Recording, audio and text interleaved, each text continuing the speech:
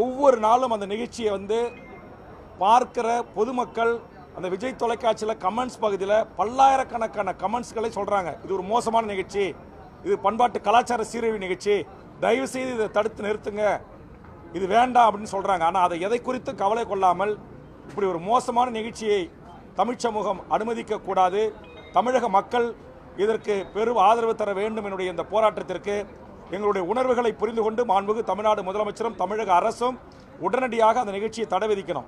கர்நாடகத்தில் தடை விதிச்சிருக்கிறாங்க, வேறு ஆந்திராவில் இது குறித்து அது மாற்றி அமைக்கப்பட்டிருக்குது, கேரளாவில் இந்த நிகழ்ச்சி மாற்றி அமைக்கப்பட்டிருக்கிறது. மற்ற மாநிலங்களில் அந்த மக்களுடைய உணர்வுகளுக்கு அந்த அரசு மதிப்பளித்திருக்கிறது, விஜய் தொலைக்காட்சியினுடைய அந்த மாநில நிர்வாகம் மதிப்பளித்திருக்கிறது.